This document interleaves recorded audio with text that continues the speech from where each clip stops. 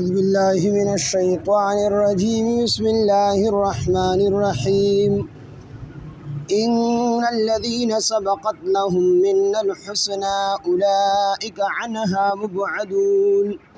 لا يسمعون حسيسها وهم فيما اشتهت أنفسهم خالدون لا يحزنهم الفزع الأكبر وتتلقاهم الملائكة هذا يومكم الذي كنتم توعدون يوم نطوي السماء كطي السجل للكتب كما بدأنا أول خلق نعيده وعدا علينا إنا كنا فاعلين صدق الله العظيم رب اشرح لي صدري ويسر لي أمري واحلل عقدة من لساني يفقهوا قولي رب زدني علما سبحانك لا علم لنا إلا ما علمتنا إنك أنت العليم الحكيم سورة انبیاء واللسم سپارہ آیات نمبر 101 إن الذين سبقت لهم منا الحسنى أولئك عنها مبعدون د دین مخکې آیاتونو کې الله تعالی او فرمایل چې لو كان هؤلاء آلهة ما وردوها وكل فيها خالدون او د دین مخکې او فرمایل انکم وما تعبدون من دون الله حسب جهنم انتم لها واردون الله تعالی او فرمایل هغه چې د دې کوم معبودان دي او کوم عابدین دي دا دواړه به الله تعالی وي د جهنم خشاک په جوړیږي یعنی د کوم بوتانو چې عبادت کړي دي یا د کوم خلقو عبادت کړي دي د انسانانو د پیریانو د شیطانانو نو اغیبم جهنم ته ځي او چا چې ورله عبادت کړي دي نو اغیبم جهنم ته ځي چې کله دا آیاتونه نازل شو نو کفار مشرکین مکه ډیر زیات غوسه وو چې دا خو زمونږ د معبودانو ډیر سپکاوی شوی دي نو يهوديانو لاړل نو هغې ورته وی چې کله عابدین او معبودان دا دواړه جهنم ته ځي چې د چا عبادت شوی دی هغې جهنم ته ځي چې عبادت کړی دی هغې جهنم ته ځي نو بیا خو دا اسانه خبره ده د محمد صلی الله علیه وسلم نه تپوس وکړئ چې د عیسی علیه السلام خو عیسایانو عبادت کړی دی دغه رنګې د عزیر علیه السلام خو یهودیانو عبادت کړی دی او دغه رنګې چې کوم دی د فرشتو عبادت شوی دی نو آیا د فرشتې به جهنم ته ځي او حضرت عیسی علیه السلام به جهنم ته ځي والعیاذ بالله او دغه رنګې عزیر علیه السلام به جهنم ته ځي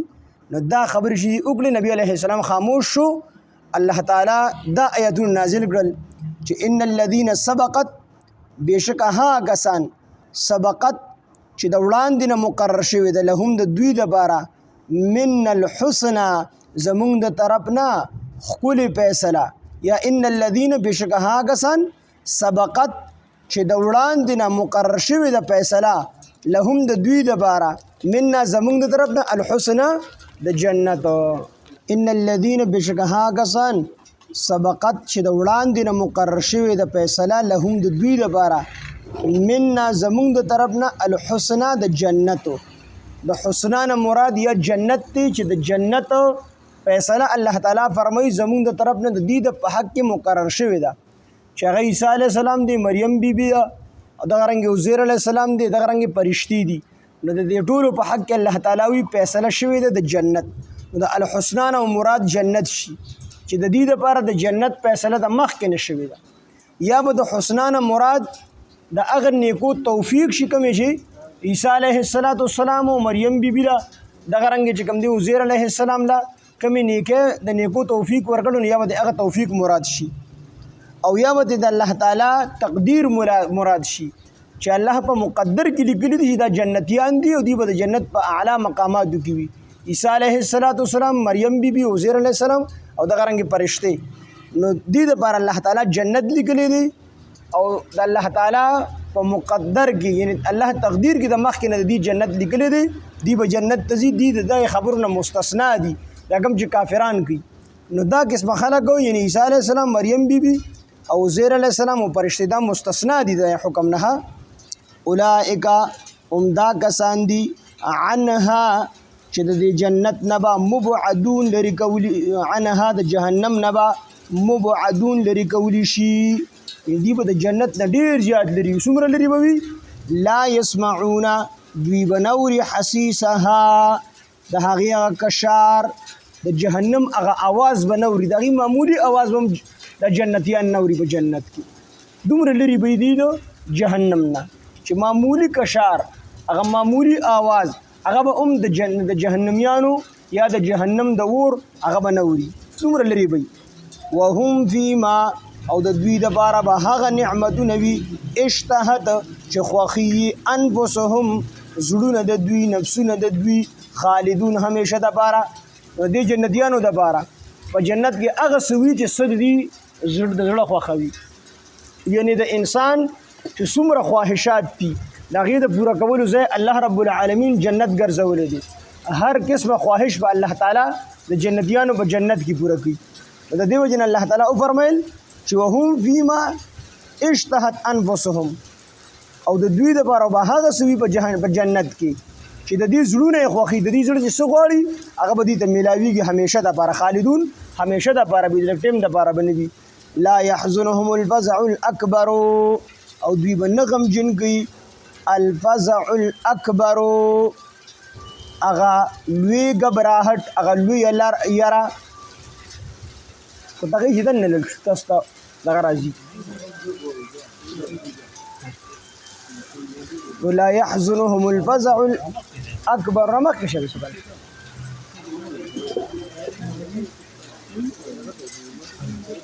لا يحزنهم الفزع الأكبر او دوی به نغم جنگي الفزع الأكبر اغلوی گبراہٹ اغلوی یرا الفزع الأكبر ابن عباس رضی اللہ عنہ فرمایي چې د دین نفخ ثانی مراد ده یعنی دوی مشپېلې ته مراد ده دوی مشپېلې چې کله خلک اسرافیل علیه السلام بوږي لومبنۍ شپېلې چې بوږي نو هر څه به دړې وړې شي ټول خلک به مړه شي ختم به شي دوی مشپېلې چې کله بوږي نو دا خلک به راپاسي د قبرونو نه چې دا خلک راپاسي د قبرونو نه او دې میدان حشر ته ځي نو په دې خلکو هر چا باندې به ډېره زیاته ویره وي ځکه الله تعالی ته پیښ وي نو لا يحزنهم الفزع الأكبر نو نه به غمجن کوي دغه لویه یاره څوک به نه غمجن کوي دغه مسلمانان دغه چې کوم دی پیغمبران دغه اولیاء الله دی به چې کوم دی دغه یره غمجن کوي نه ټیک ته چې یره به پرې راځي خو د لږ ټیم دپاره حدیث کې راځي نبي علیه السلام به هم انبیاء علیهم السلام به هم یا رب نفسي نفسي وي خو دا به د لږ ټیم دپاره وي بیا به د دې هغه یره ختمه شي په نسبت د کافرانو چې د کافرانو یره به د شورو نه راواخلي تر اخره پورې دی به په دقه یره کې چې الله سره موږ څنګه مخامخ کېږو د دغه ورځې هغه سختي د دغه ورځې هغه هیبت هغه په دې باندې چې کوم دی سور وي خو مسلمانانو باندې کو راځي نو لږه غونډه کې ویره او بې راځي مؤمنانو باندې چې کوم ایمان سلامت شوي ګوري او کوم جنتیانی نو هغه خلکو باندې به لږه غونډه کې ویره راځي نور چې ګنهګاران زموږ په شان دي نو الله تعالی دې موږ معاف کړي الله تعالی دغه ورځ موږ باندې لنډ کړي الله دې را باندې اسانه کړي نو ویجی ابن عباس رحمه الله چې کوم دی دوی شپېلې مراد ده ابن عربي رحمه الله فرمایي چې درې شپېلې دي لومبنۍ شپېلې ته نفخ الفزع وي یعنی د یرې شپېلې چې په دې سره به د خلکو باندې هیبت راشي رو رو به د آواز تیزیږي چې کله د قیامت واقعه کېږي دا آواز به یکدم نه تیزیږي د قیامت ته رو رو به تیزیږي ځکه حدیث مبارک کې راځي چې د جمعې ورځ به وي خلک په تلی وي څوک په چې کوم دی په دکان کې کپڑا اخلي څوک په پیزار اخلي څوک په پټي ته تلی څوک په خپلې نوکرۍ له تلی وي او ورځ د جمعې به وي او دغه رنګې ناڅاپه به چې کوم دی نرۍ نرۍ آواز شروع شي او دا آواز چې څومره زیاتېږي خلکو باندې به هیبت راځي خلکو باندې به هیبت راځي بیا به د آواز مکمل تیز شي دا هر څه به چې کوم دی تر بتر شي نو دغه د ډومبۍ شپېلې وي ابن عربي رحمه الله وایي چې ډومبنۍ شپېلې دقه ده چې په دې سره په خلکو باندې هیبت راشي دویمه شپېلې سره بیا په خلکو باندې ټول خلک په ختم شي مړه به شي دا هر څه بلکې اسمانونه ځمکې د هر څه به چې کوم دی دړې وړې شي سمندرونو کې به اور ولګي بیا درېیمه شپېلې سره بیا دا خلک دوباره چې کوم دی راپاسي او بعضې مبصرین وایي چې د الفزع الأکبر نه د قیامت هغه سختۍ مراد دي د قیامت په ورځ چې کومې سختۍ وي نو هغه سختۍ ته مراد دي او بهر حال ابن عباس هم فرمایي چې د دې نه دویمه شپېلې مراد چې د دویمې شپېلې د وجې نه به په خلکو باندې ډېر زیات هیبت وي لا يحزنهم الفزع الأكبر نه به غمجن کوي دوی لره د مؤمنانو لره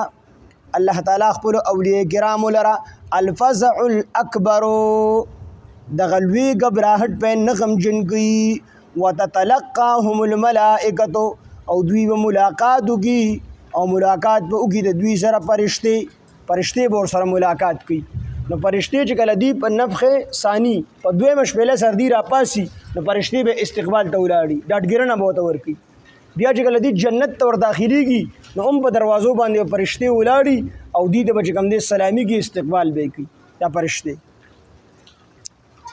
بګي د مر په وخت کې به هم دا فرشتي دی ډاډګرنه ورکی چې کله انسان مړ کیږي کنه نو فرشتي به ډاډګرنه ورکی بلکې د روح په داسې انداز سره وباسي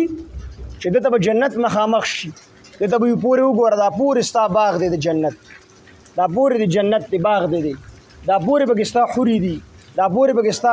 دا نعمت دی دا نعمت دی دا نعمت دی تر دې پورې چې دا روح په بدن کې تنگ شي او دا روح په د دې بدن نه د وتلو کوشش کوي څنګه چې سړی پنجره کې مرغۍ ګیره کړي وي دا مرغۍ بهر ته د وتو کوشش کوي دک شان د روح په بدن کې تنگ شي نو ډېر په خپل طریقې سره به دا فرشتي دنه راواخلي نو دا فرشتي به دې ډاډګرنه ورکي وتتلقاهم الملائکه او ملاقات بګي د دوی سره فرشتي به دسوي هذا يومكم الذي ناستاسو هغه ورځ دا کنتم توعدون چې تاسو سره وعده کړی شی و تاسو سره د جنت وعده کړی شی و د الله د رحم وعده کړی شی و نو نن الله تعالی هغه وعده پورا کړله فرشتي به دا ډاډګرنه ورکي چې هذا يومكم الذي هذا دا يومكم الذي استاسو هغه ورځ دا کنتم توعدون چې تاسو سره وعده کړی شی و په دنیا کې یوم نطفی السماء او په کوم ورځ باندې بچي مونږ راون غاړو اسمانونه کطوی سجل په شان دران غختلو د رجستر للکتب داغي مکتوب الله تعالی وي مونږ به دا د اسمانونو د راون غاړو کنه څنګه شړې دا رجستر ران غاړي نو په دې رجستر کې چې کمی فیصله او کمی خبرې لیکل شي وي نو د رجستر کې ټول محفوظ شي هغه به راون غاړي د کشن الله تعالی فرمایي مونږ به د اسمانونو دا راون غاړو نو په دې اسمانونو کې چې دن نسی ټول به راون غاړو دسي او پسمو کې چې سړي ټول به د کشن راون غاړو مطلب دا چې هر څه ختم شي څنګه چې دا رجستر دې کې دن کوم لیکل شي سيزونه هغه به محفوظ شي د کشن چې اسمانونو کې کوم سيزونه وي دا ټول به د اسمانونو کې رابن ګور ټول به راون غاړو او بعضي مفسرین وایي چې دا سجل چې کوم دی په دویم اسمان کې یو فرشته ده نو دا کرامن کاتبین چې په دې وګو باندې کې ناشته فرشتي دي د انسان نیکه او ګناهونه لیکي نو دا دغه فرشتي لوړي سار او ماهم دا سجل فرشته چې په دې دویم اسمان کې کما ناشته ده نو هغه الته کې محفوظ کړي نو چې کله دا انسان مړ شي نو دا ټول رجستر راواخلي راوین غاړي محفوظ دي نو ځکه دلته کې تشبیه د رجستر سره ورګل د اسمانونو څنګه چې په رجستر کې دا خط محفوظ وي د کشن په اسمانونو کې کوم سيزونه دي دا ټول په الله تعالی ربن کې روبن غاړي یوم نطفی السماء فکم ورځ بچ مونږ راون غاړو اسمانونه کطوی السجل للکتب پشان دران غختلو د رجستر للکتب د هغه مکتوب چې دی هغه کم لیکل شوی چې دی هغه به څنګه ران غاړي نو د کشن اسمانونو کې سيزونه غړو کما بدأنا لکه څنګه چې مونږ پیدا کړی دي اول خلق په اول ځل باندې مخلوق نعيده نو مونږ به دوباره پیدا کو هغه وعدا دا وعده ده علینا په مونږ باندې انا كنا فاعلین بشک مونږ کوونکي د دې کار نو الله تعالی فرمایي چې مشرکین مکه دوی چې تاسو بے غوره کېږئ مو چې څنګه ما په ډومبي ځل باندې نشته د انسان شته کو نو دا کشن دوباره به بیا هم ژوند کوم په ورځ د قیامت باندې بس ته ان الذين بشکها کسان سبقت چې د وړاندې نه مقرر شي ولهم د هغوی د بارا منا زمونږ د طرفنا الحسنى جنت ان الذين بشکها کسان سبقت چې د وړاندې نه مقرر شي لهم د هغوی د بارا منا زمونږ د طرفنا الحسنى جنت اولئک هم داخلك دي عنها چې دوی به د جهنم نه مبعدون لري کولی شي لا يسمعون دوی بنوري به د جهنم کې حسیسها د هغه معمولی आवाज وهم فيما او د دوی د بارا به هغه سوي اشتهت چې غواړي انفسهم ځانونه د دوی خالدون همیشه د بارا به لا يحزنهم الفزع الاكبر او نه بغم جنګي دوی لرا الفزع الاكبر اغلوي غبراهټ اغلوي رب دین غم جنګي وتتلقاهم الملائکه او د دوی سره ملاقات کی فرشتي فرشتي به ورته وایي هذا یومکم الذي دا ستاسو هغه ورځ ده کنتم توعدون چې تاسو سره وعده کړی شوی وه په دنیا کې یوم نطوي السماء یو به کومه ورځ به چې مونږ راونغاړو اسمانونه کطی السجل للکتب په شان د رانغښتلو د رجسټر للکتب هغه مکتوب للکتب هغه مکتوب چې کوم په دې کې لیکل شوی دی کما لکه څنګه چې بدأنا مونږ پیدا کړي دي اول خلق په اول ځل باندې مخلوق نعيده نو مونږ به دوباره پیدا کو وعدا دا وعده علینا به مونږ باندې انا كنا فاعلین بشک مونږ کوونکي دې کار لره سبحان الله بحمده سبحانك اللهم بحمدك نشهد ان لا اله الا انت نستغفرك ونتوب اليك سبحان ربك رب العزة عما يصفون وسلام على المرسلين والحمد لله رب العالمين